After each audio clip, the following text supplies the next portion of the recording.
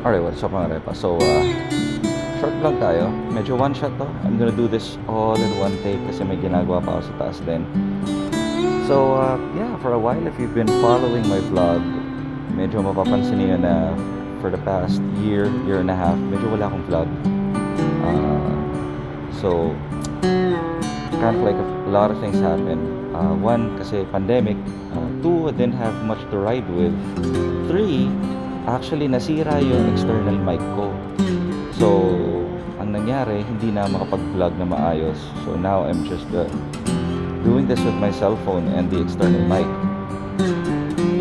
Ngayon mga tol, so okay, if you've seen my previous social media posts, so ito yung bisikleta ko.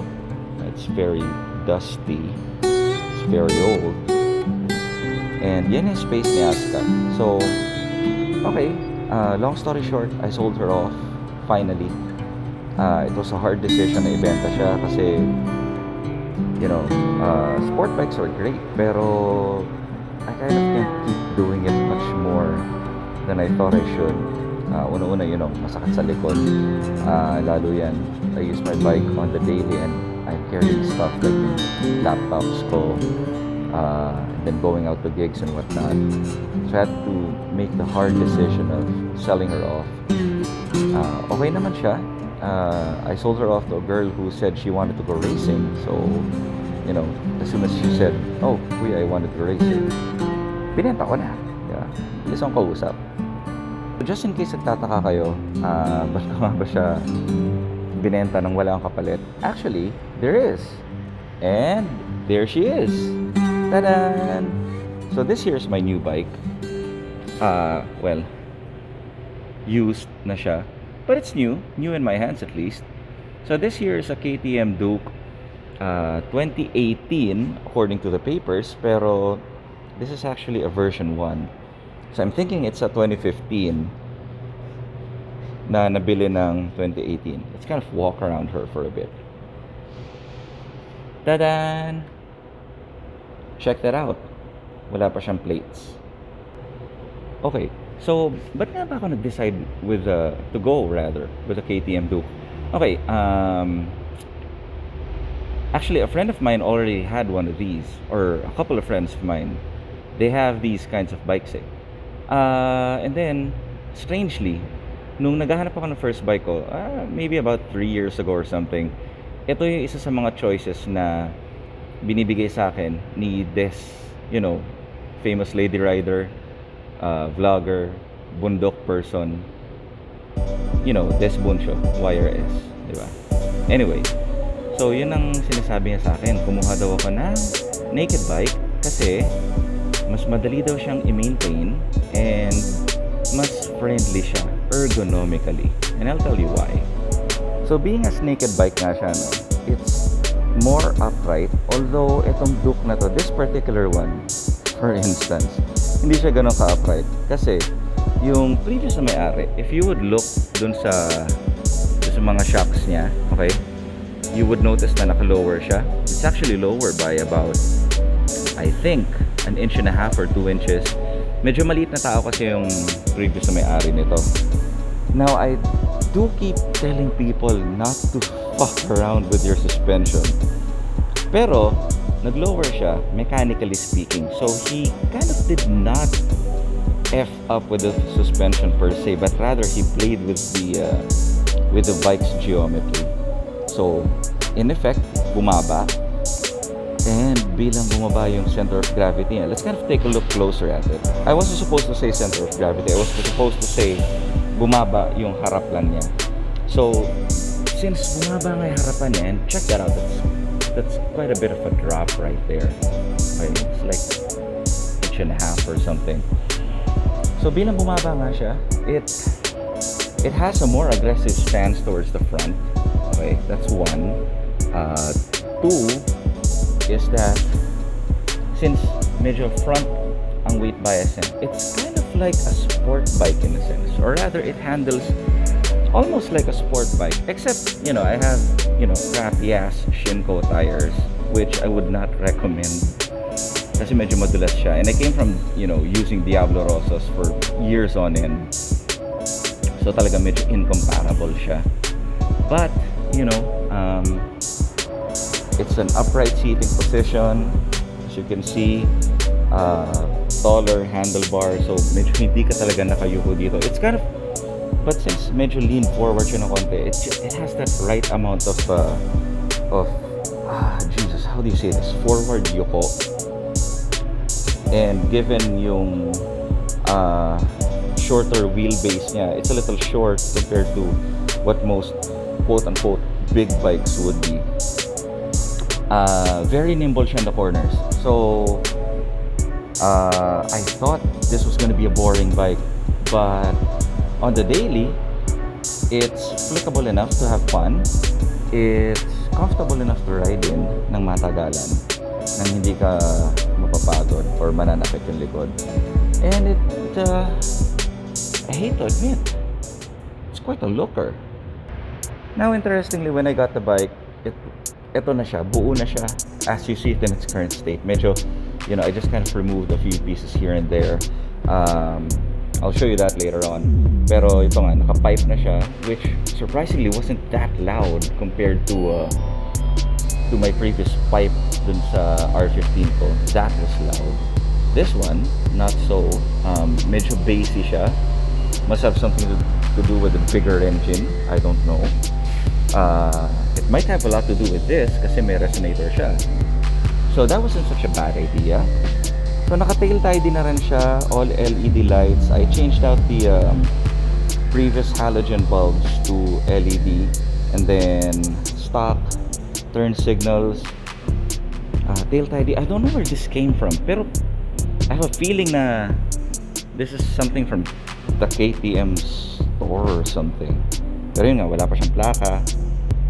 I removed the chain cover so we could reveal yung beefy ass 520 chain natin, which is a great shall we say upgrade from the previous 428 chain that I used.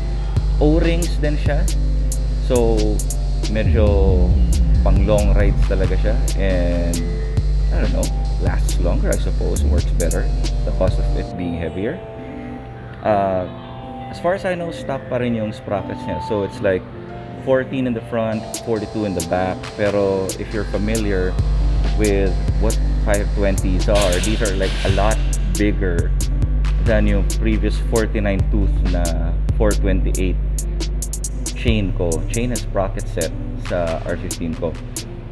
Just a few things worth noting is that, being used, it has these scuffs here. I have no idea how it got there, pero parang natuklap lang yung pintura.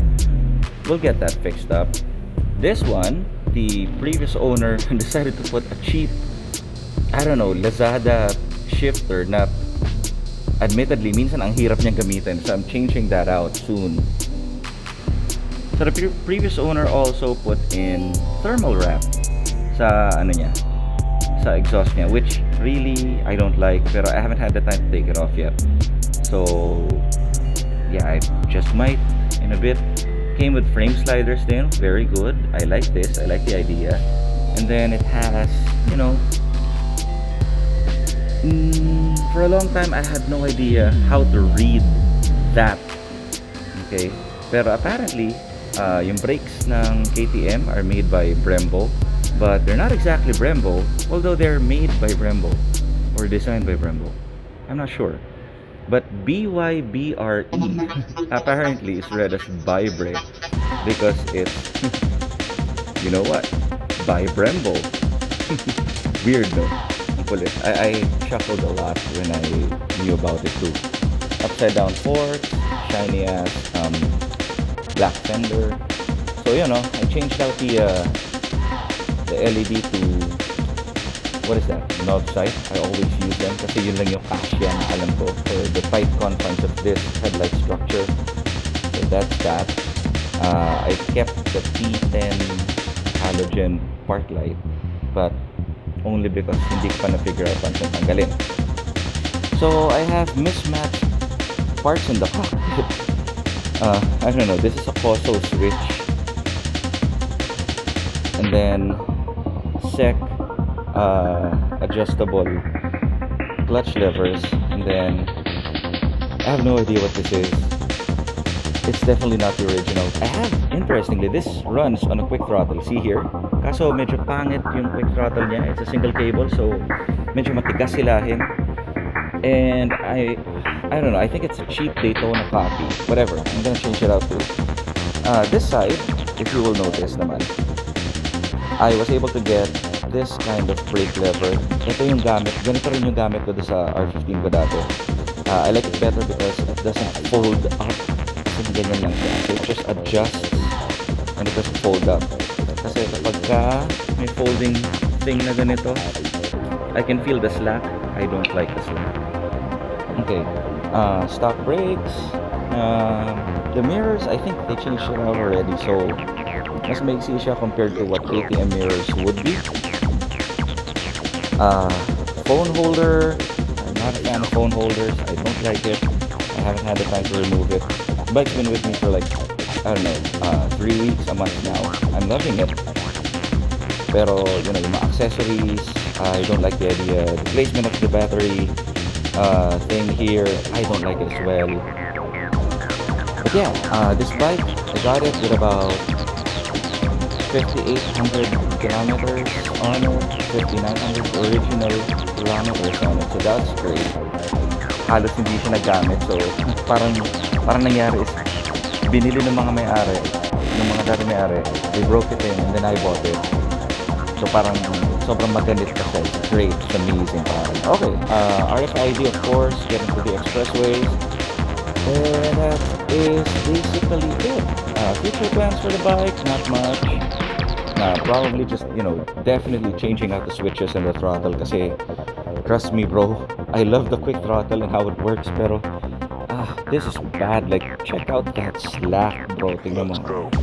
Check out that slack, man. I don't like that. And these switches, pare. I mean, for a premium bike, it makes the bike look cheap. Diba?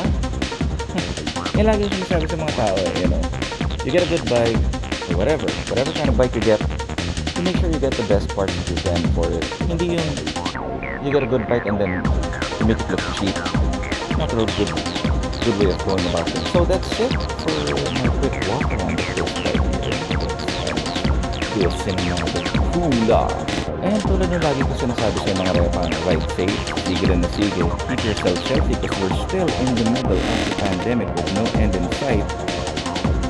Keep riding. Oh, ginagamit ko na nga pala siya on the daily, so you know, it's a great bike to daily ride, man. Aggressive, got gobs of torque coming out of it.